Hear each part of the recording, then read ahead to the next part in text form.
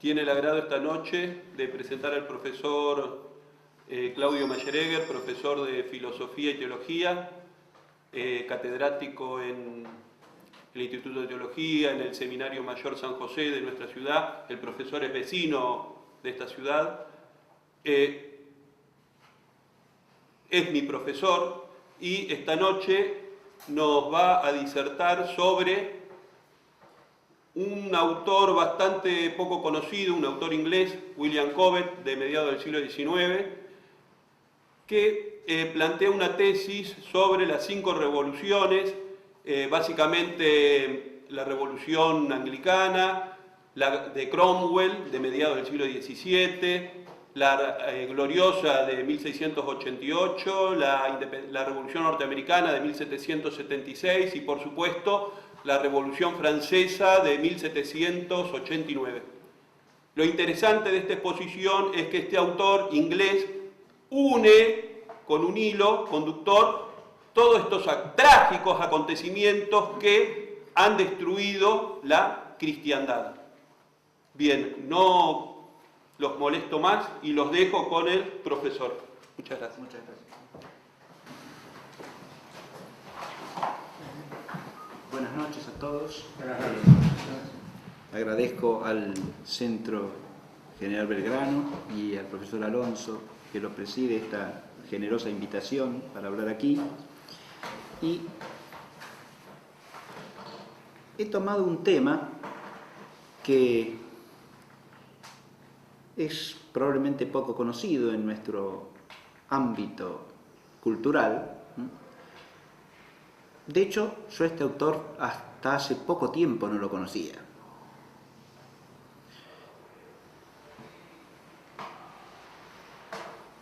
Yo daba clases en un instituto que está aquí cerca, que es el Instituto Terrero, hace años, y a veces me quedaba a tomar exámenes escritos a los alumnos fuera del horario de mi clase, ¿no? Y mientras observaba el examen, aprovechaba para leer algo.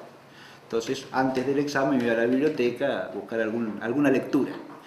Y mirando la lista de libros de Chesterton que había, me encontré con uno que se llamaba William Cobbett. Pensé de entrada que se trataría de una novela, porque no conocía en absoluto al personaje como personaje histórico, ¿no? Saqué el libro y cuando empecé a leer advertí que no se trataba de un libro de ficción, sino de una pequeña biografía. Es este libro que tengo aquí en la mano, ¿no? Después lo conseguí, lo adquirí. Es una biografía de William Cobbett escrita por Chesterton y esta es una traducción castellana editada en Barcelona en el año 1943. Y claro, me encontré con un personaje realmente insólito, ¿no? Porque es un autor inglés al que es muy difícil ubicar o clasificar sencillamente. Se dedicó al periodismo durante muchos años de su vida, en realidad a un periodismo combativo, diríamos así, ¿no? Escribiendo para un diario que era de su propiedad y que dirigía, ¿no? O sea, él se hizo su diario, su periódico de combate, ¿no? Publicaba en ese diario sus artículos con el seudónimo de Peter Porcupine, o sea, Pedro Puercoespín sería en inglés, ¿sí?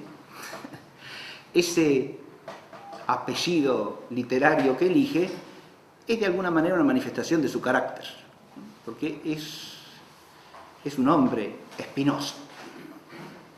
Y sus contemporáneos lo percibieron siempre así. Esto se advierte también en el tono de su literatura.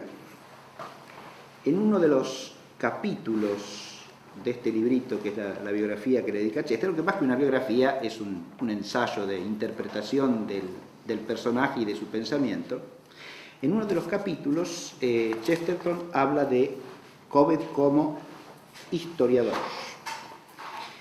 Y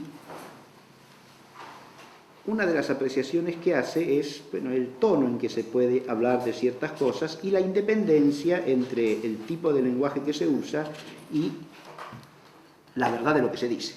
Voy a leer este fragmento de Chesterton, como para ubicar el talante del personaje.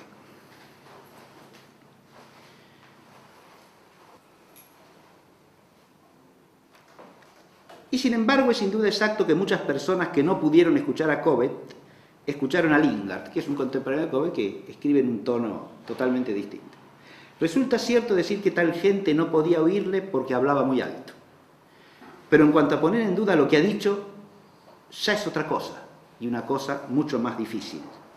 Los que suponen que debía decir tonterías porque hablaba demasiado alto poseen un espíritu menos lúcido e incluso menos sereno que el suyo.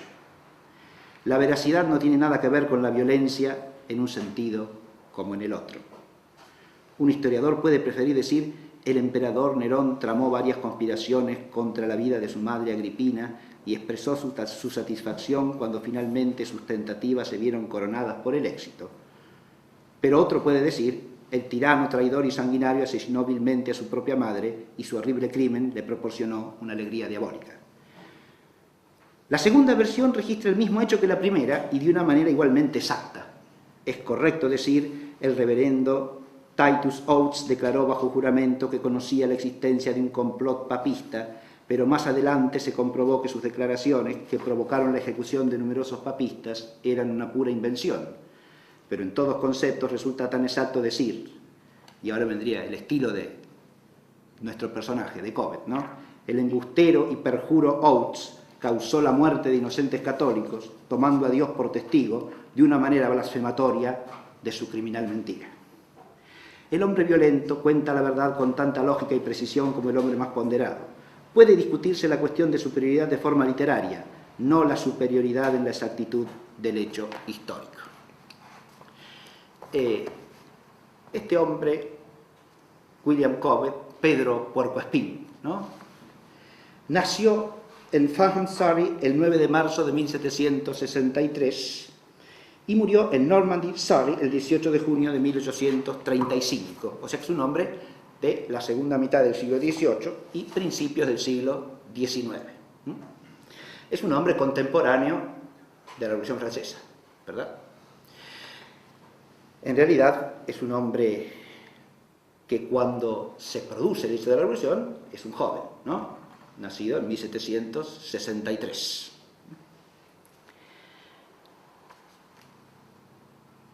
Su vida transcurre en gran parte en la campiña inglesa, toda su infancia y su juventud. El padre era un granjero. Su instrucción académica fue escasa. Se trata más bien de un hombre que se instruye a través de sus lecturas, de las lecturas que él elige personalmente. Y va a desembocar a través de esa vocación por la lectura y por la literatura, por la escritura ya desde joven, ¿no?, en el oficio de periodista, como dije, ¿no? Va a ser pero un periodista de ideas, un periodista que sale a la palestra para decir algo que le parece importante decir.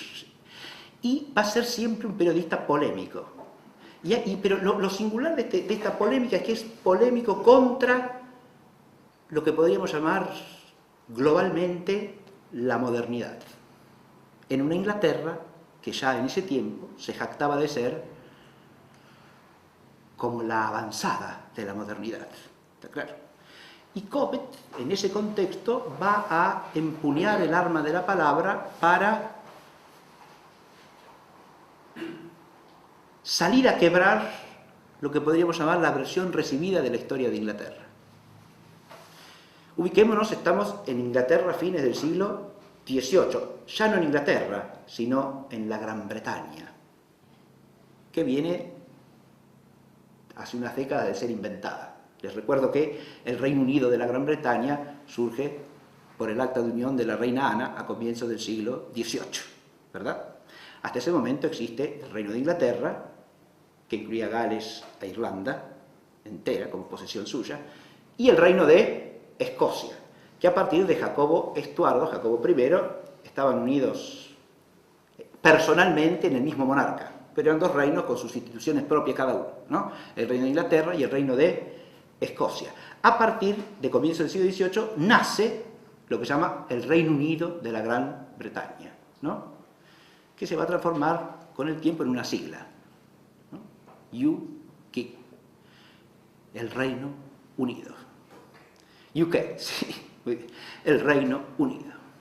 El Reino Unido de la Gran Bretaña. Muy bien. En ese contexto tenemos obviamente una determinada versión de la historia de Inglaterra que es dominante y es la que se transmite en todas las escuelas, ¿no?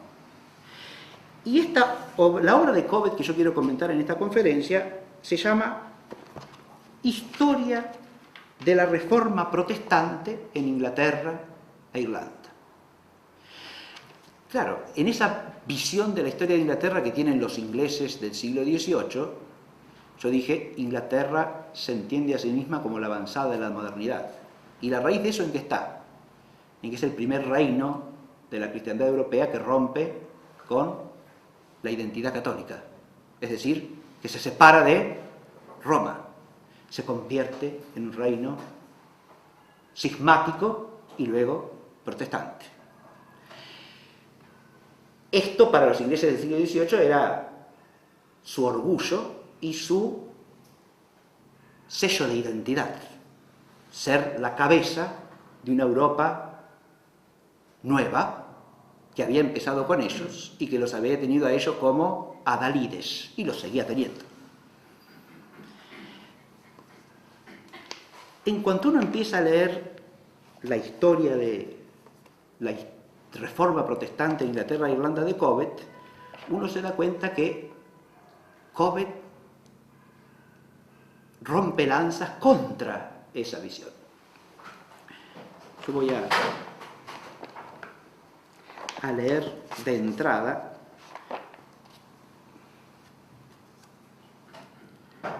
algo que está en la carta. Pues esto está escrito en forma de cartas, ¿sí? Toda esta historia. Son cartas que él dirige al pueblo inglés para hacerlo despertar de lo que él considera un terrible engaño. Porque él, al descubrir la iniquidad de la Reforma Protestante inglesa, siente en sí mismo la experiencia de un doble fraude. Primero, que la historia que ha aprendido de niño es una historia engañosa.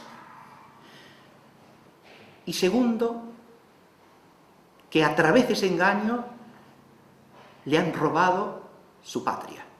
Es decir, le han quitado su identidad propia. Le han quitado a la patria de sus mayores.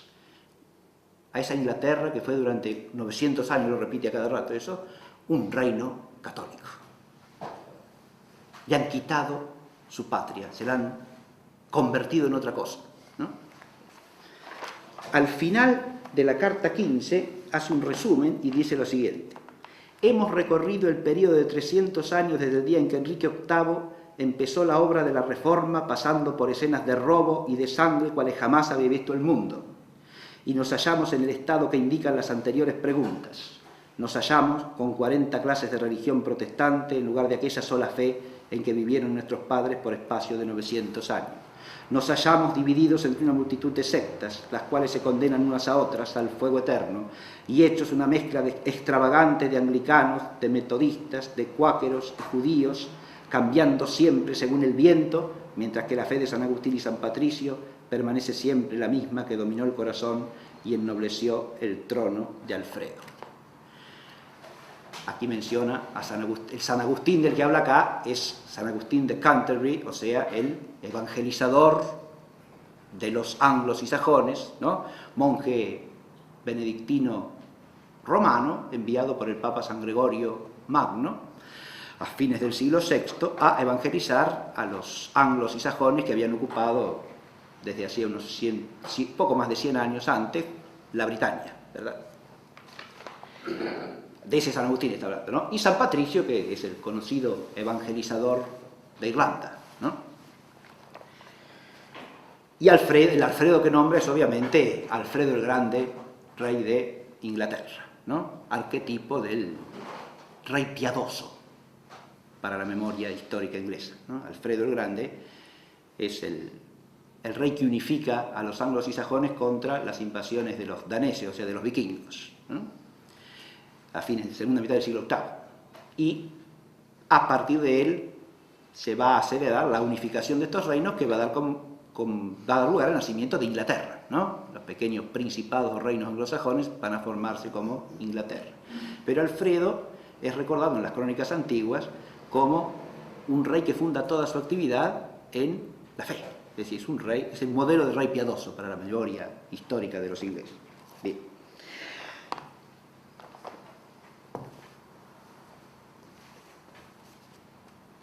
William Cobbett, en esa lucha, en ese combate periodístico que lo caracteriza, al decir este tipo de cosas, obviamente, una Inglaterra oficialmente anglicana, no olvidemos que era y sigue siendo la religión del Estado, ¿no? Cuya cabeza es el monarca. El anglicanismo es la religión de la corona, ¿no? Es la religión oficial en Inglaterra. Este hombre sale a combatir, ¿no?, contra una versión de la historia que es la oficial, podemos decir, en la Inglaterra de su tiempo. De hecho, eso le va a costar no solo persecuciones, sino incluso la cárcel. La vez que estuvo más tiempo fueron 2 años seguidos. Lo metieron preso. Para evitar otras prisiones tuvo que exiliarse. En un momento se fue a Francia, después se fue a Estados Unidos. De Estados Unidos volvió a Inglaterra y tiene una segunda estancia en Estados Unidos. De la primera estancia en Estados Unidos, cuando vuelve, él en Estados Unidos hace lo mismo, se pelea con todos los independentistas norteamericanos. Porque claro, él es un inglés y ve que esta gente está haciendo una revolución contra su propia patria, ¿está claro? Y entonces empieza a publicar cosas contra los ideólogos de la revolución norteamericana, en particular panfletos sumamente virulentos contra Thomas Paine. Thomas Paine, un gran ideólogo iluminista, un dogmático del iluminismo, pero decir, y del liberalismo iluminista, ¿no? Inglés él, pero que influirá tanto en la Revolución de la Independencia norteamericana como en la Revolución Francesa. Hace poco, leyendo el libro de Agustín Barruel, que se llama Historia del clero en Francia durante la Revolución Francesa, he descubierto acá con los amigos Goupil, que están allá sentados, Juan y José, y Santiago también, que está aquí adelante, que este Thomas Paine se hace presente en Francia durante la Revolución y en el año 1793 llega a ser miembro de la Convención. Adquiere la nacionalidad francesa y se hace elegir como miembro de la Convención durante la etapa en que la virulencia constante de la Revolución alcanza su clímax, podríamos decir, ¿no? Muy bien. Ese es Thomas Paine, no vamos a hablar de Thomas Paine, pero Cobbett lidia contra... Se hace una librería en la ciudad de Estados Unidos en la que reside en la primera estancia, no me acuerdo cuál era, en la segunda estuvo en Nueva York, pero la primera... se arma una librería para vender libros y en la librería pone los retratos de los ideólogos norteamericanos que él critica y también del rey de Inglaterra y de todas las personas a las que él defiende frente a ellos, ¿no? Un personaje curioso, esto quiero decir. De ahí se va a tener que ir finalmente y vuelve a Inglaterra, ¿no? Y al volver a Inglaterra, una de las figuras más prestigiosas de la política inglesa de ese momento, que es William Pitt, ¿no?, que fue varias veces primer ministro de la corona, le ofrece hacerlo director de un diario, reconociendo sus méritos como patriota inglés que ha luchado contra los independentistas revolucionarios. Y él se le niega en redondo. Y ahí es donde funda su propio diario, donde va a escribir con el seudónimo de Peter Porcupine. Porque él sabe, obviamente, que todas sus ideas están en contra del pensamiento de Pitt y de lo que Pitt representa.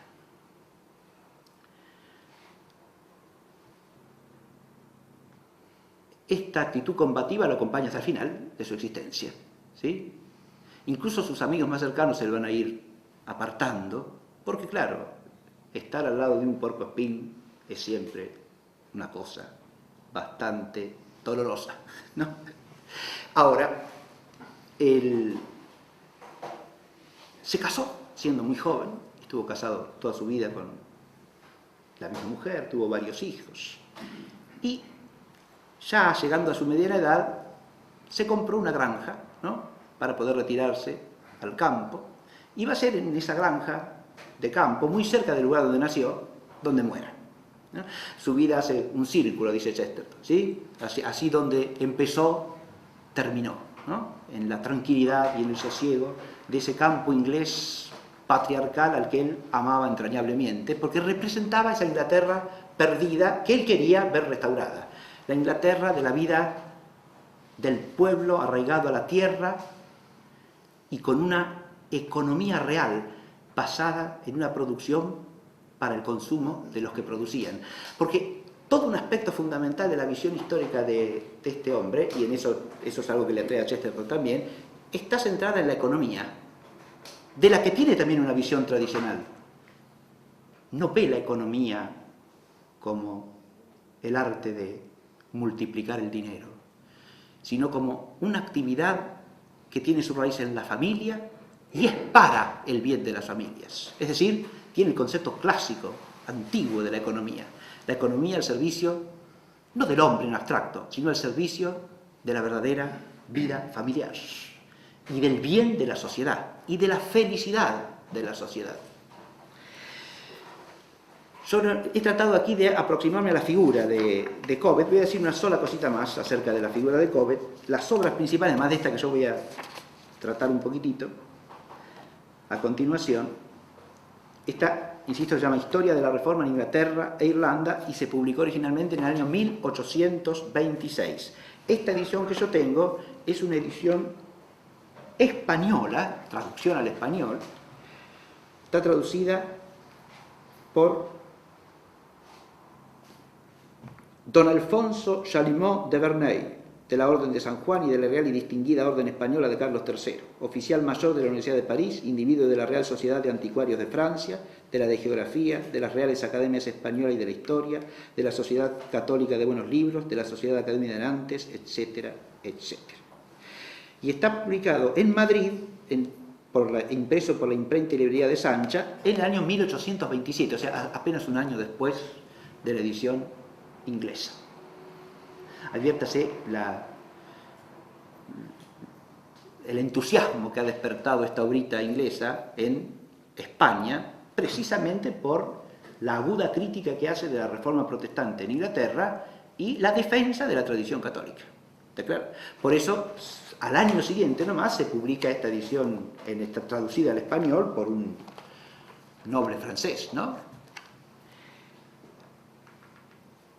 Y al final de la edición, esto es interesante, es un detalle, pero viene la lista de suscriptores que permitieron la edición, ¿no?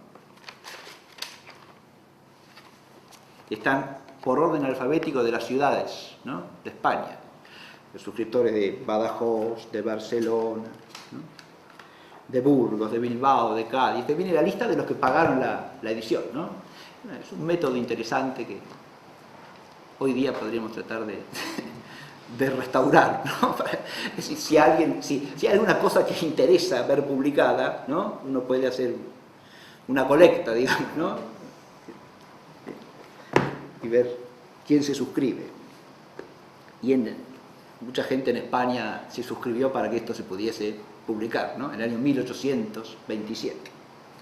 Bueno, pero además hay otras obras hay una continuación de esta, que llaman Segundas Cartas sobre la Historia de la Reforma Protestante. Es una ampliación de esto, ¿no?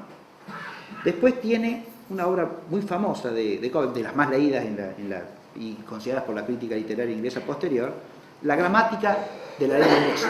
La Gramática de la Lengua Inglesa no es una gramática para aprender inglés, sino que es una obra en la que Cobbett critica el mal uso que se hace en la Inglaterra de su tiempo de la lengua inglesa. ¿Claro? Entonces, elige ejemplos tomados de los personajes más relevantes de la vida política, social y literaria de Inglaterra de su tiempo para mostrar cómo no saben hablar en inglés, ¿sí? Esa es la gramática de la lengua inglesa de Cobbett. Después tiene otra obra que es quizá la más leída como obra literaria, que se llama Paseos Rurales, ¿sí? O Cabalgatas Rurales, en realidad habría que traducir. Él solía pasear a caballo, ¿sí? por el campo, y lo que hace aquí es una especie de crónica de sus paseos, ¿no? Describiendo lugares, sitios históricos, paisajes de Inglaterra. Además de eso, tiene una vida de Thomas Paine.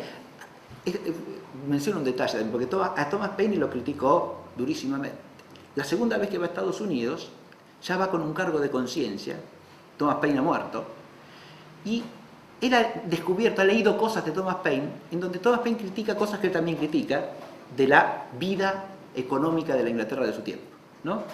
Y entonces le viene como una especie de cargo de conciencia de haber tratado tan duramente al personaje, y lo que hace es formar el propósito de, como una especie de penitencia, ¿no?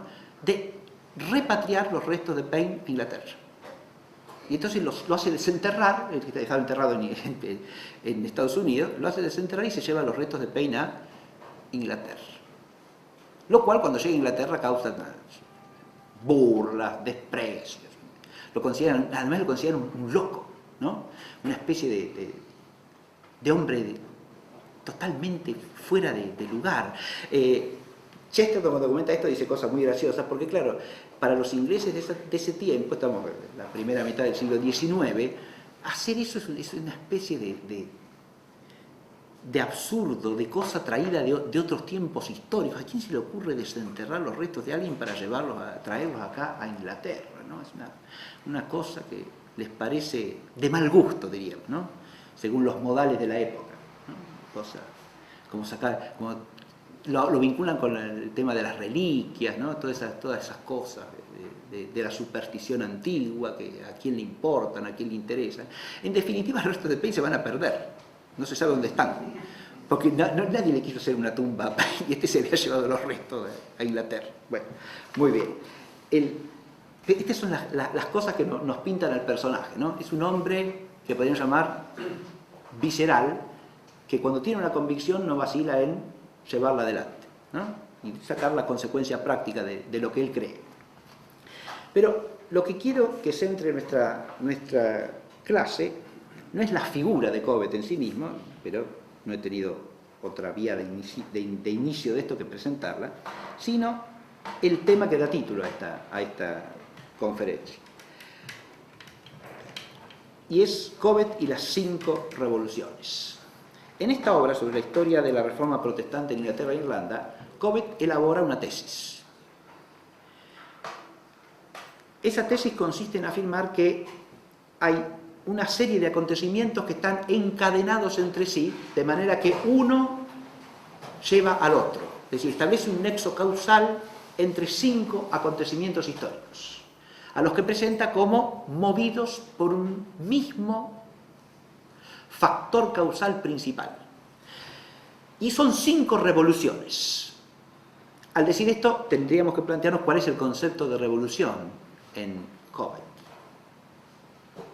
Es una palabra que en su tiempo, tanto en Inglaterra como en Francia, tiene adquirido el prestigio de ser lo bueno, ¿no? Lo máximamente bueno. Ser revolucionario es llevar las cosas a donde deben estar, ¿no? Fíjense que eso, en los usos que en Inglaterra se ha hecho el uso de la palabra revolución antes que en Francia, ¿verdad? Él sabe bien de lo que está hablando acá. Pero él a la palabra revolución le va a dar una valoración estrictamente negativa. Porque el concepto de revolución que tiene Cobbett es el de la introducción de un desorden grave a partir del rechazo de un bien que se tiene y que conlleva necesariamente una doble operación, y ahí estaría lo que puede ser interesante desde el punto de vista de la geopolítica, ¿no? Conlleva una doble operación que es la siguiente: hay que generar todo un lenguaje y un discurso, diríamos hoy día, de desprecio de ese bien que se suprime. Y hay que crear una historia gloriosa de esa acción de suprimirlo para que el mal aparezca como bien. De modo que esta operación es la que él se encarga de denunciar a lo largo de todo este librito, ¿no? Esta obra lo que quiere es mostrarnos cómo se ha introducido a través de esa serie de revoluciones un desorden progresivo por el rechazo y el desprecio del bien que se poseía y su sustitución, ¿por qué? Por un desorden que quiere pasar por orden, por un mal que quiere pasar por bien. ¿Cuáles son esos acontecimientos históricos que él ve en continuidad? Los mencionó Juan al hacer la presentación. El primero, la primera revolución de las 5, sería el anglicanismo inglés, impuesto por Enrique VIII, Eduardo VI e Isabel I. Tiene 3 fases, ¿no? Eso cualquiera que conozca la historia del anglicanismo sabe que es así, ¿no? Empieza con Enrique, empieza como el cisma de Enrique VIII, cuyo error primario es la autoproclamación del monarca como cabeza suprema de la Iglesia en Inglaterra, ¿no? Y el desorden fundamental que se introduce a partir de ahí, ¿cuál es? Ahí está el principio de todos los males de Inglaterra, según Cobbett, la supresión de la vida monástica en Inglaterra. Porque una de las consecuencias del acta de supremacía era que se les exigió el juramento del acta a todos los obispos y a todos los abades de Inglaterra, ¿no? Recordemos que Inglaterra era una nación de monasterios. El grueso de la evangelización en Inglaterra lo hicieron monjes. Y la mayoría, no solo de las parroquias, aún de las sedes episcopales inglesas, estaban asociadas a monasterios. Muchas veces los claustros catedralicios eran sede de una comunidad de monjes. ¿Está claro? Es decir, los canónigos de la catedral eran monjes. Eso era habitual en Inglaterra ya desde el siglo VII y VIII en adelante, ¿no? La vida monástica en Inglaterra era la base no solo de toda la vida eclesiástica, sino de la vida cultural. Y además de la vida económica en el recto sentido de la palabra, ¿no? Los monasterios poseían muchas tierras en Inglaterra, por donación, ¿sí? Y esas tierras estaban trabajadas en general por colonos, pero el régimen del colonato de los monasterios, no solo en Inglaterra, en Europa en general, era el mejor de todos, desde todo punto de vista. Es decir, los arrendatarios de las tierras monásticas tenían un modo de vida que era mucho mejor comparativamente al que tenía cualquier otro labrador, digamos así. Tenían contratos de arriendo menos exigentes, ¿sí? Más benévolos, digamos, ¿sí? Contaban con una administración centralizada que hacían los monjes, que era sumamente eficiente y sumamente generosa. ¿Está claro?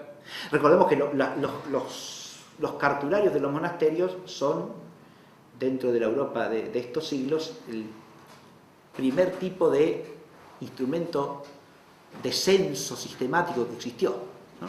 Porque hacían el catastro del registro catastral de todas las parcelas que tenía el monasterio y llevaban una administración prolija de todo, pero además de las personas que tenían a cargo cada una de las parcelas, ¿no?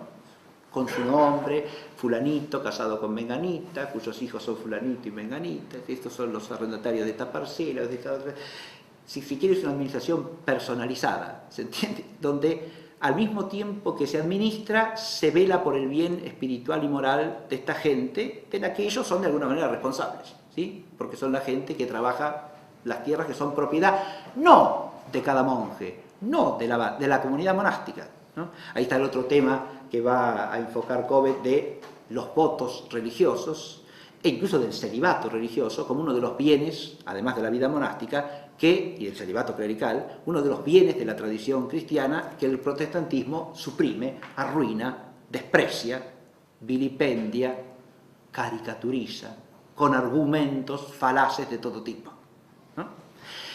Ese es otro de los temas fundamentales de Cobbett, ¿no? El rescate no solo de la vida monacal y de los monasterios, sino también del celibato, como una fuente de innumerables bienes, no solo de orden sobrenatural, sino también de frutos buenos en el orden natural y para la vida social. Primera revolución sería la revolución anglicana, ¿no? Introducida por Enrique, profundizada bajo el reinado de Eduardo VI por los Seymour, que son los que dirigen el Consejo de Regencia, ¿no? Son los tíos del rey, los tíos maternos del rey.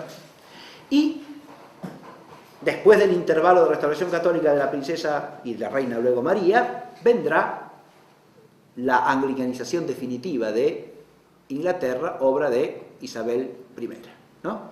En la primera fase de Enrique, los agentes principales de la corrupción de Inglaterra, esos jóvenes lo presentan con toda claridad también, son obviamente el arzobispo de Canterbury aliado a Enrique, que es Cranmer, y el que será su canciller y mano derecha en todos los desaguisados del cisma y de la Reforma Unida al cisma, que es Cromwell, Thomas Cromwell, ¿no? Cranmer y Cromwell son los que encabezan la primera fase, digamos, ¿sí? la de Enrique. Después los Seymour bajo Eduardo, que empiezan ya a introducir doctrinas nítidamente calvinistas en la Iglesia anglicana, ¿no? Y los primeros libros de plegaria común, ¿no? Que empiezan a reemplazar a la liturgia católica. Y esto se termina con Isabel I, bajo el reinado de Isabel I y la dirección política de William Cecil el mayor, digamos, el padre, que es el que hace y deshace en la Inglaterra de Isabel I, digamos, ¿no? Es el ejecutor político, y Isabel es la máscara visible, pero la mente política, el que planifica las políticas, el que las lleva a cabo con mano férrea, es Cecil. Ahí tenemos la primera revolución. Esta revolución, ¿qué hace de Inglaterra? Hace de Inglaterra un país protestante, con un protestantismo original, porque el protestantismo inglés, lo que se llama anglicanismo, no se puede identificar directamente ni con el luteranismo, ni con el calvinismo, ni con ninguna de las sectas protestantes. Es un protestantismo sui generis, eso también lo señala bien aquí Cobbett en el libro, haciendo hincapié en que esa originalidad se debe a que es un protestantismo amañado por el capricho de los monarcas, empezando por Enrique VIII y terminando por Isabel I. Son ellos los que hacen y deshacen, porque los que se proclaman cabeza de la Iglesia son ellos, de manera tal que los autores de esa reforma son ellos, ¿no? Los autores responsables, diríamos, con todos los brazos ejecutores que pudiesen tener, pero los autores responsables son ellos. Esta es la primera revolución. De aquí surge una Inglaterra anglicana. Bien. A esto le sobrevendrá una segunda revolución. La segunda revolución es la cromwelliana. La revolución de Oliver Cromwell, mediados del siglo XVII. Se desencadena en 1648, triunfa en el 49 y va a gobernar Inglaterra durante aproximadamente una década, ¿sí? Oliver Cromwell realiza lo que podemos llamar la reforma o la revolución puritana. El puritanismo no es más que una vertiente del anglicanismo, pero una vertiente especialmente anticatólica y despreciativa de todos los signos externos de continuidad con el catolicismo que el anglicanismo no puritano conservaba, ¿sí?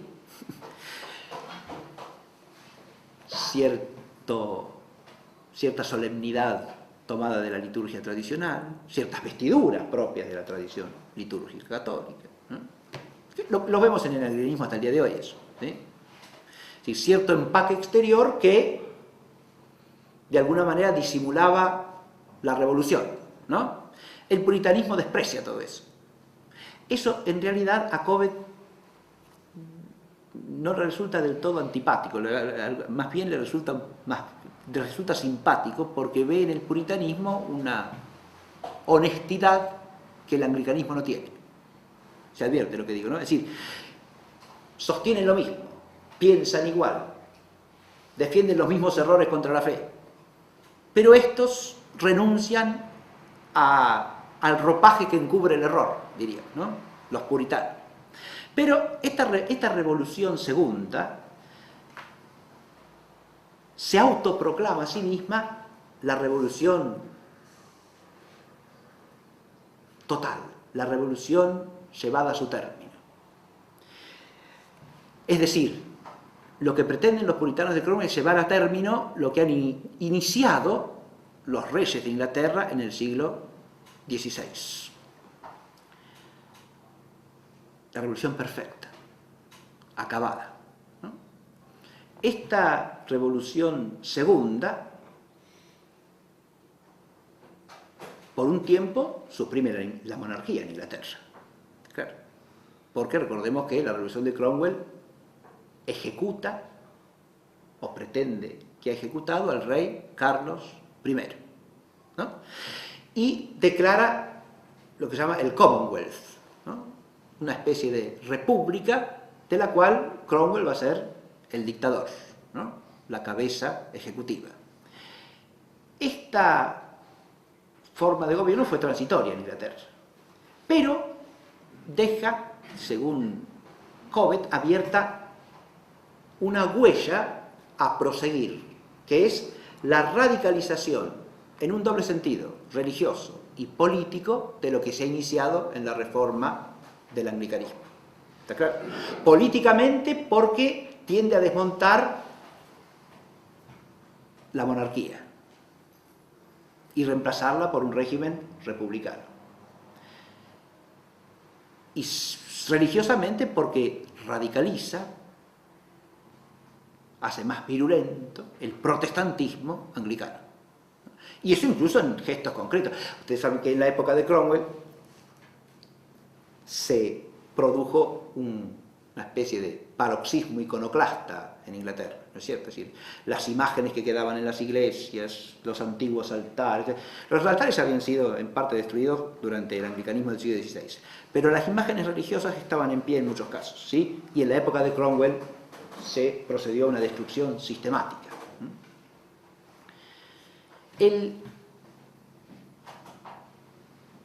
La tercera revolución, ¿cuál es?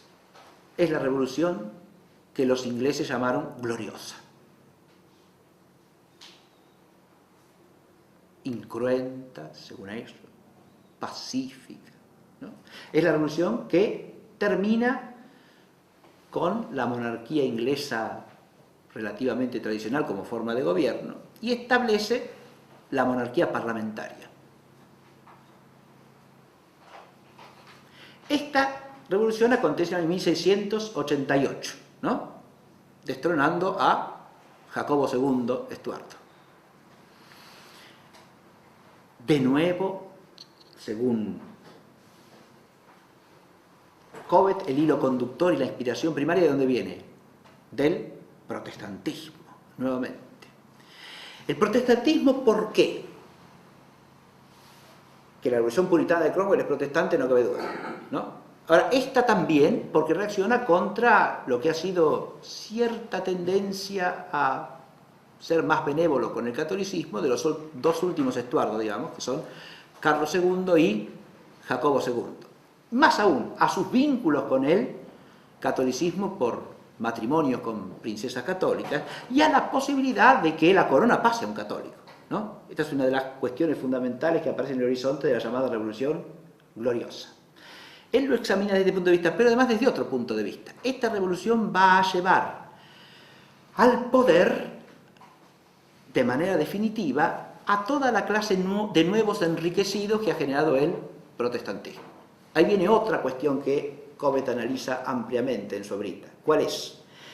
Yo aludí de entrada a la supresión de los monasterios en la Inglaterra de Enrique VIII, ¿no es cierto? Ahora, todos esos bienes de los monasterios son confiscados por la corona y son repartidos entre los amigos del rey, diríamos, ¿no? Entre los partidarios del rey, creándose así una nueva clase aristocrática, cuyas propiedades son ex monasterios, ¿no? Tanto Cobbett como Chesterton en el librito sobre Cobbett ironizan sobre esto, ¿no? Porque, claro, nuestro autor hace hincapié en que para descubrir la iniquidad del reformismo protestante, un inglés no tiene más que salir al campo y recorrer su país. La huella de esa iniquidad está en el paisaje, dice Cobbett. Hay que tener ojos en la cara para verla, y eso basta. ¿Y a qué se refiere con esto? Fíjese, hay un espacio histórico, ¿no?, que perdura, y ese espacio histórico que perdura a través del tiempo nos lleva a una realidad que ha dejado sus huellas. Esto es lo que está diciendo aquí el autor. ¿A qué se refiere con esto? Hay algo que tiene que ver con lo que yo acabo de decir. Usted se encuentra con un montón de mansiones señoriales en el campo inglés. Él está hablando ya de fines del siglo XVIII, principios del siglo XIX. Que tienen, primero, la característica de una arquitectura oficial. Parece que todas estuviesen hechas por el Estado. Es una arquitectura palaciega, uniforme, ¿no?, en la que las casas parecen edificios públicos. Una cosa curiosa de fusión entre lo público y lo privado, ¿no? Pero lo más curioso son los nombres de estas mansiones. Porque llaman la abadía tal, el priorato cual. ¿Cómo es eso? Ahora están dando en televisión, y lo han dado hace varios años acá en televisión, una serie que se llama Downton Abbey, ¿no es cierto? La abadía. Y Downton Abbey es una mansión señorial, ¿sí?, que es propiedad de un conde. ¿Por qué vive en una abadía? ¿Cómo es eso? Usted es dueño de una abadía. Es el conde de una... ¿Qué quiere decir eso? Es muy sencillo. Esos son el fruto del latrocinio, diría Cobbett, ¿no?, operado por Enrique VIII y por sus sucesores. ¿Está claro? Esta nueva aristocracia inglesa se ha apropiado de los bienes de la Iglesia. ¿Está claro? ¿Para bien de quién? Y ahí viene el otro aspecto del análisis de Cobbett. Para bien de unos pocos y mal del pueblo inglés en su conjunto. Este es uno de los aspectos fundamentales de su análisis, ¿no? La destrucción de lo que existía en Inglaterra como una economía popular, es decir, una economía al servicio del conjunto. Una economía real, diría Cobbett, donde se producía para el consumo de los mismos que trabajaban, donde los bienes producidos iban a parar a los mismos que se esforzaban en producirlos. No se trataba de una economía en gran escala destinada al gran comercio, a la exportación, al ganar divisas, ¿no? Para nada de eso. Cobbett hace una comparación interesantísima respecto al siglo XVIII, entre Inglaterra y Francia, y dice lo siguiente: Francia, a mitad del siglo XVIII, era un reino en el cual el pueblo era rico y la corona era pobre, mientras que Inglaterra era un reino con una corona riquísima y un pueblo paupérrimo. O sea, sí, un contraste magnífico, ¿verdad? Y nada más cierto que lo paupérrimo del pueblo inglés en el siglo XVIII, ¿no? Porque la famosa revolución industrial lo que hizo fue llevar al extremo la pobreza del pueblo inglés. Y claro, a una gran riqueza, a la corona inglesa y a cierta pequeña porción de la sociedad inglesa, ¿no? Esa continuidad en Francia de una corona pobre y un pueblo rico, para Cobbett se debe precisamente a la continuidad del catolicismo, ¿está claro? mientras que Inglaterra le debe al protestantismo lo otro.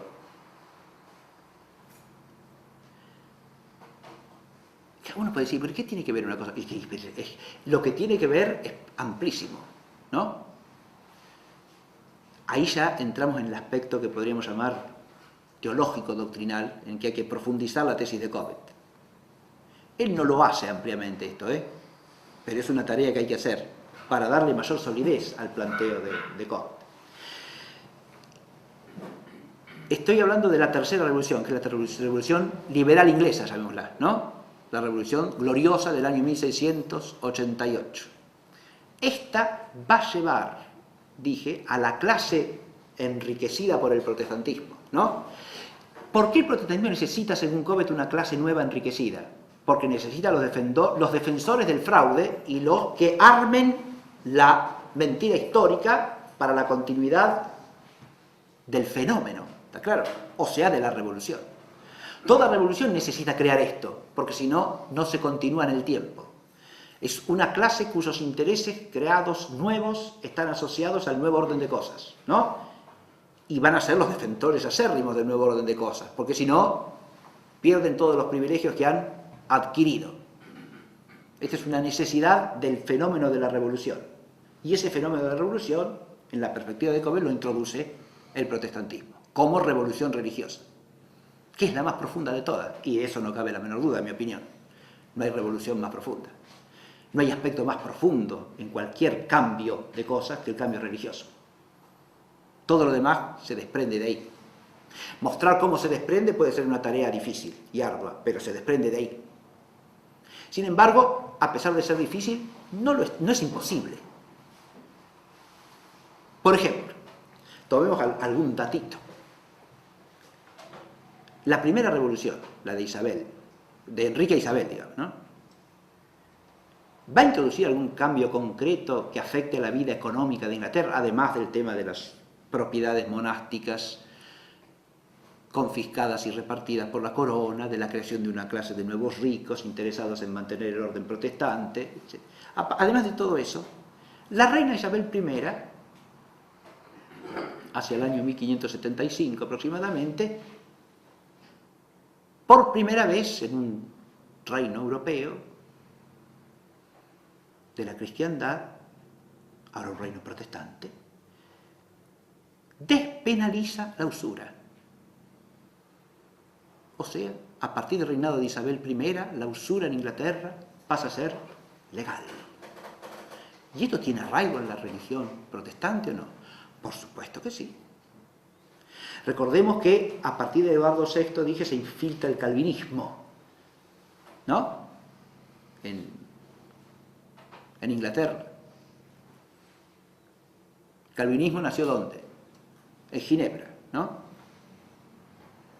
Ginebra, Suiza. ¿La Suiza calvinista es un país de banqueros o no? Sí, señor. ¿Inglaterra? También, ¿no? Alguna cosa puede que tenga que ver, por supuesto que tiene que ver. Ustedes saben que una de las doctrinas típicas del calvinismo es la afirmación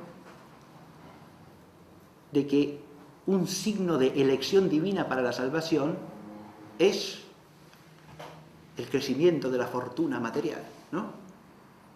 Si usted hace negocios millonarios, es signo de que Dios lo ha elegido para ser salvo. Recordemos que la salvación en la visión protestante no tiene que ver con que uno obre virtuosamente, porque nadie puede obrar virtuosamente. Estamos condenados a pecar, según toda la mentalidad protestante. Eso no incide en la vida social, ¿y cómo no va a incidir? ¿Qué le parece? Si usted, en lugar de enseñar que el hombre está llamado a obrar virtuosamente, y que esa vida virtuosa nos conduce a la vida eterna, ¿no? Le enseña a la gente que el hombre no puede obrar sino mal, pecando, está condenado a pecar, y que Dios salva al que Él quiere, no importa lo que hagamos. Entonces usted preocúpese por qué, y por las cosas de este mundo. La secularización, que va a culminar con el iluminismo y con las revoluciones del siglo XVIII, la americana y la francesa, ¿no?, ya está en germen acá. ¿Por qué? Porque en el protestantismo está en raíz en raíz el secularismo. Y está en raíz el secularismo porque de la cuestión de la vida eterna el hombre no tiene que preocuparse porque no puede hacer absolutamente nada. Fíjense cómo la teología tiene que ver ¿con qué? Y con todo. Con toda la vida social, política, moral, económica también y por supuesto. En cualquier reino o en cualquier estado católico la usura, ¿cómo debe estar? Y prohibida por la ley. Lógico. Pero hoy en día en el grueso del mundo la tenemos como institucionalizada, ¿sí? Que es esto. Es el resultado de este proceso que está describiendo acá Cobbett. Es una institución. Se la permite primero y después se la organiza. La organización va a venir con la tercera revolución. Porque esta tercera revolución, acá yo amplío un poco la perspectiva de lo que dice Cobbett, porque ya esta no la analice demasiado ampliamente. La tercera revolución va a unir primero el régimen parlamentario, ¿no? Que es en el fondo un régimen oligárquico, ¿sí? En Inglaterra, desde el origen. El rey pasa a ser una figura emblemática, ¿verdad? La monarquía es de nombre ya, a partir de ahí. Es una monarquía nominal, pero no real, porque el rey no gobierna, gobierna el parlamento, la oligarquía parlamentaria. Pero unido a este régimen oligárquico aparece el Reino Unido, que ya lo dije antes, ¿no? Suprimiendo todas las instituciones antiguas del Reino de Escocia, ¿no? Que queda absorbido en el Reino Unido. Por eso van a venir las rebeliones escocesas del siglo XVIII, ¿no? Que toman la bandera de restaurar a los Stuart, ¿verdad? A los príncipes todos católicos que están en Francia, en Italia, ¿no? Que a lo largo del siglo XVIII van a pretender volver al trono de Inglaterra y de Escocia. Pero esas rebeliones escocesas van a ser ferozmente reprimidas por el liberal gobierno británico, con una crueldad atroz. Las crueldades también las destaca él, sobre todo en la represión del catolicismo irlandés. Desde la primera revolución, la segunda de Cromwell, que hace cosas terribles en Irlanda, y esta tercera, que con todo su liberalismo va a mantener una serie de leyes inicuas contra los católicos, totalmente discriminatorias, en el Reino Unido. Leyes civiles, leyes hasta de carácter sucesorio, ¿no? Por ejemplo, si el hijo de un anglicano se hace católico, pierde ipso facto todo derecho hereditario. Eso en Inglaterra liberal parlamentaria de los Pitt y compañía, ¿está claro? Aparte de los católicos no podían ir a la universidad, no podían ser representantes políticos, ni funcionarios de la administración del gobierno, porque había que hacer el juramento de supremacía del rey como cabeza de la iglesia, y eso el católico no lo podía hacer, obviamente, ¿no? Por eso no podían ir a la universidad. Pero había muy pocos católicos en Inglaterra. Sí, en Inglaterra sí, porque la persecución había sido feroz, sobre todo con Isabel I, ¿sí? La persecución bajo Isabel I es también de una virulencia terrible, ¿no? Contra el catolicismo inglés. Pero dice muy bien Cobbett que en nuestro siglo XVIII casi las 2/3 partes de la población de nuestro reino es católica, y se refiere a los irlandeses. Y claro, ¿eran súbditos de quién los irlandeses? Y del monarca británico, ¿no? Y claro, sí señor. ¿Y qué eran los irlandeses? Católicos. Todos, salvo los pocos que había implantado Cromwell sistemáticamente en el norte de Irlanda, apropiándose de las propiedades de la aristocracia católica irlandesa y creando ahí un pequeño paisito protestante, ¿no? Raíz de todo el problema irlandés hasta el día de hoy, ¿no? Eso es una creación artificial del gobierno inglés. Vuelvo a lo que quería decir. Esa Inglaterra de la Revolución de 1688, esa Gran Bretaña, es la de, dije, del Parlamento, es la de la creación de la banca inglesa, de la masonería inglesa. Todas estas cosas van unidas, ¿sí? Reino Unido, oligarquía parlamentaria, la masonería inglesa, cabeza de todas las masonerías de Europa después, ¿sí? La del rito escocés va a ser la masonería de exportación, ¿verdad? La que se difunda en el resto de Europa y de América. Pero la masonería de rito escocés es como un instrumento de divulgación, digamos. La inglesa es la cabeza y la matriz, y lo sigue siendo hasta el día de hoy, ¿no? Y no se difunde más allá de Inglaterra esa, ¿no? Esa es exclusiva de los ingleses, no puede existir en otra parte. La del rito escocés es la que se divulga, digamos, ¿no? Esos son los pilares, digamos, de este régimen que instala la revolución llamada gloriosa, fíjense, gloriosa, del año 1688. Y, por último, tenemos otras dos revoluciones más que se desencadenan como consecuencia, según Cobbett. La revolución de la independencia norteamericana, de la República Norteamericana. Ahí ya tenemos el influjo de todo lo que ha generado la revolución liberal inglesa, ¿no? Más el puritanismo de la revolución de Cromwell. Si sumamos esos dos efectos, tenemos la revolución norteamericana, ¿sí? Y de ahí, quinto efecto, la revolución francesa. ¿Cómo es esto? Ya salimos del ámbito inglés ahí. Sí, salimos del ámbito inglés, pero Cobbett, y en esto coincide con otros historiadores de su tiempo, incluso con algunos que lo preceden o que son contemporáneos, es de alguna manera también la idea de Barruel, aunque Barruel se hincapié en otras conexiones. La revolución en Francia es, en gran medida, algo que se le ha impuesto desde el exterior, ¿sí? Es decir, obedece a unas directrices políticas que vienen desde fuera y por lo menos es una imitación de un modelo foráneo, por lo menos. Habiéndose que si uno estudia la Constitución Civil del Clero, que impone, una de las primeras cosas que impone la Asamblea Nacional Constituyente, ¿no?, en el año 1789, lo que hace es pretender someter a la Iglesia Católica de Francia a la autoridad del Estado, lo que pasaba en cualquier país protestante. Claro, o sea, el modelo de la mentalidad de la Revolución Francesa en el origen es el modelo protestante. Así que por lo menos desde allí hay una conexión causal innegable, ¿no?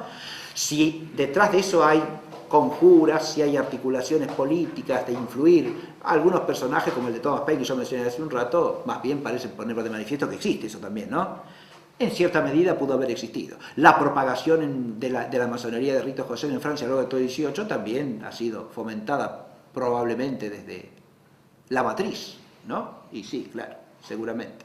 O sea que hay muchos factores de conexión que se podrían establecer desde el punto de vista histórico-fáctico. Pero lo que me interesa destacar de esta visión de conjunto de Cobbett es que nos da una visión de estos tiempos que van del siglo XVI hasta el siglo XVIII que no es habitual, ¿está claro? Nos presenta la unidad de un proceso de revoluciones que normalmente no se ven como parte de una misma historia, ¿no? Este es el primer aspecto original.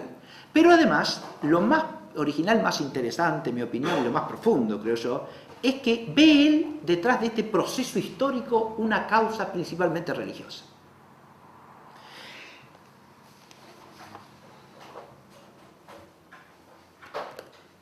Yo diría que tiene una visión de la historia cristiana en un contexto histórico-cultural en el que eso tiende a desaparecer. La Inglaterra de su tiempo, ¿está claro? Una Inglaterra ya ampliamente iluminista. De hecho, él polemiza contra una historia de Inglaterra escrita por un personaje que suele ser nombrado no como historiador, sino como filósofo. En realidad, un pseudo-filósofo, un ideólogo iluminista llamado David Hume. David Hume escribió una historia de Inglaterra. Toda la historia de Inglaterra de David Hume es propaganda ¿de qué? Del protestantismo y del iluminismo. Y es furibundamente anticatólica. ¿Está claro? Como no podía ser de otra manera, viniendo de un iluminista del siglo XVIII. Pero esa es la visión de la historia que va a prevalecer en Inglaterra a partir de allí, ¿está claro? En ese contexto, lo que tiene Cobbett es una visión cristiana de la historia. Primero porque es una visión espiritual, no materialista. Aun cuando tiene que tratar del bien material, del orden económico, digamos así, Cobbett apunta hacia el aspecto espiritual de esto. Yo lo dije hace un rato, ¿no? La economía real es una economía basada en la vida familiar. Y por eso el motor de la economía debe ser, según Cobbett, la actividad agraria, la actividad de los labradores, de los hombres del campo. Eso tiene que ser la base de la economía real. Pero esos hombres del campo no son hombres aislados, son familias. Uno de los males que ha tenido el protestantismo en Inglaterra, según Cobbett, es la destrucción del campo y la migración masiva de los hombres del campo a las ciudades. La revolución industrial. Claro, pero la revolución industrial está planeada por la revolución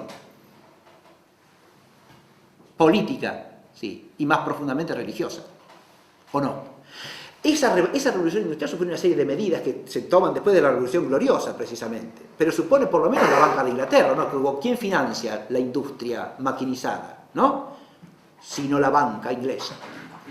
Es toda una estructura, pero para que haya banca tiene que haber capitalismo financiero, y para eso tiene que haber usura legalizada, ¿no? Y Cobbett viene a tener razón acá, ¿o no? Del protestantismo ha derivado esto que tenemos ahora. La Inglaterra desastrosa de la revolución industrial. ¿Cómo desastrosa? Va a ser la potencia dominante del mundo. Ahí viene la cuestión de los valores, ¿no? De qué bien se estima. Y Cobbett no ve el bien en una riqueza desmesurada. Al contrario, ese es el mal de la vida social. Porque lo que tiene Inglaterra en ese tiempo es una sociedad absolutamente desordenada, desquiciada, donde la vida familiar es casi normal, es casi imposible, donde surgen, y es otra cosa que la acusa, las primeras políticas de control de la natalidad. Malthus, ¿sí? Presbítero anglicano inglés, que propugna el control de la natalidad para que haya menos pobres. ¿Sí? Muy bien. Ese tipo de política es también parte de la revolución que nace con el protestantismo del siglo XVI. La visión de la historia de Cobbett, digo, es espiritual, no materialista, es una visión moral y no determinista. Cuando él critica la obra de estos reyes o de estos personajes de la política y de la religión en Inglaterra, los critica como personas que obran de una manera habiendo podido obrar de otra. En este sentido, es un historiador ingenuo que no va a las causas estructurales. Es que las causas estructurales en realidad son un invento de una visión perversa de la historia, ya sea positivista, ya sea marxista, ¿no? Que cree que la materia es lo que domina al hombre. O sea, cree en un mito falso. Porque el hombre es un ser espiritual, además de material. Y el espíritu es el que rige la materia, no al revés. Por eso en la raíz de toda revolución hay unas ideas, un lenguaje. Y detrás de esas ideas y de ese lenguaje que se desarrolla, hay una religiosidad, bien orientada o corrompida. Es una visión realista y no idealista. Y ahora vuelvo al espacio. Decía Cobbett que bastaba que un inglés tuviese ojos en la cara para ver la iniquidad de esta historia, ¿no? ¿Por qué? ¿A qué se refiere él con esto? Yo hice alusión, por un lado, a las mansiones señoriales, pero él hace hincapié en otras dos cosas. Una, las ruinas de los monasterios. Construcciones magníficas, espléndidas. Nuestra sociedad era capaz de eso, y están en general en el campo, ¿no?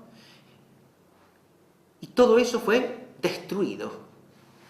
Y a partir de ahí el campo fue despoblado. ¿Y eso cómo lo vemos?, dice Cobbett. Vaya usted a cualquier aldea inglesa, dice, y se encontrará con un pequeño conjunto de casitas, bastante modestas, y en medio de esas casitas una iglesia enorme, hecha para 2.000, 3.000 personas, donde ahora viven 120. ¿Eso qué indica? Primero que nada, hay una civilización detrás de eso, ¿no? Porque esos grandes monasterios, esas iglesias, son construcciones magníficas. Chesterton hace hincapié en él, para declarar la manera en que hay que tergiversar el espíritu humano y la mente del hombre, para declarar que detrás de eso no podía haber más que barbarie, ignorancia, ¿no? Usted ve una iglesia gótica, y la gente que hacía eso, que eran ignorantes, bárbaros, gente vaciada de creatividad, de inteligencia y de industriosidad, por una fe que los esclavizaba. Para tragarse esa mentira, usted, como dice Cobbett, tiene que sacarse los ojos de la cara, ¿no? O no ver lo que está a la vista. Y es que acá viene otro problema. ¿Qué vemos los seres humanos? Yo dije hace un momentito que el espíritu es el que rige la materia. Y eso se da hasta con los sentidos en el hombre. Porque los ojos de nuestra cara ven lo que nuestra inteligencia les permite ver. No ven solos. No ven como ven los ojos de un animal. Ven racionalmente, ven inteligentemente. Y la inteligencia es el peligro de los peligros, ¿no? Porque la inteligencia puede conocer el ser de las cosas. Y como puede conocer el ser de las cosas, puede también poner lo que no es en lugar de lo que es. Y llamar no ser a lo que es. Es decir, puede introducir el error y el engaño.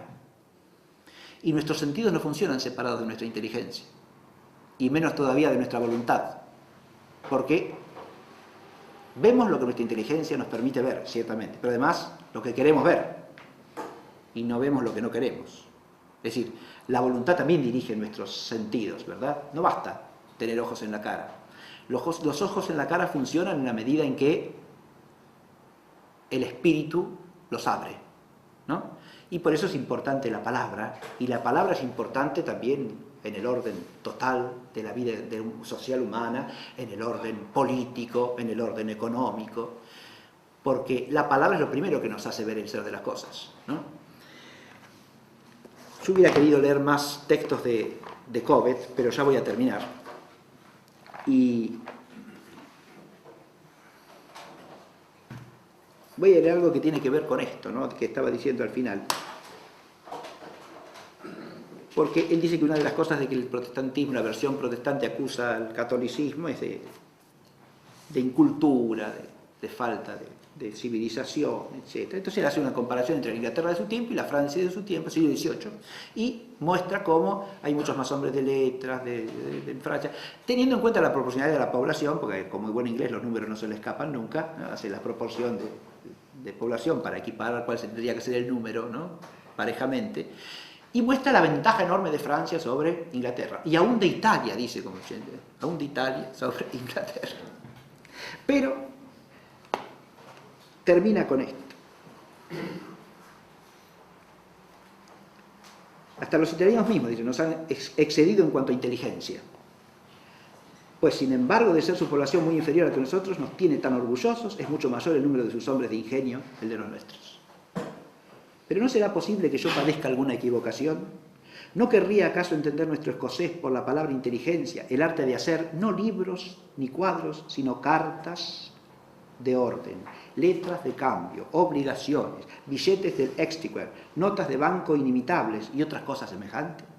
¿No querría acaso decir el arte de especular sobre los empréstitos, el agiotaje, las pólizas de seguro, las anualidades a 10% y otra multitud de operaciones intelectuales del Change Alley, sin olvidar por ningún estilo los esfuerzos sobrenaturales de entendimiento tales como los de los Hazlitt y los de los Fauntleroy, que son dos banqueros ingleses, el uno puesto en prisión y el otro ahorcado por fraude, ¿sí? Si es así, confieso que tiene razón. Los protestantes ocupan en efecto un puesto elevadísimo en esta escala, y aún estoy inclinado a creer que es casi imposible a un católico vivir inmediato a ellos sin hacerse más inteligente, quiero decir, más bribón, que si estuviese distante de ellos. Entonces, fíjense ustedes que acá este es el estilo de pensamiento de Cobbett, que paradojal, humorístico también, ¿no? De ahí que Chesterton encuentre una profunda afinidad espiritual también con este autor, no solo por su catolicismo, por lo menos de espíritu, porque este hombre nunca llegó formalmente a convertirse al catolicismo, aunque era católico de pensamiento, ciertamente, ¿no?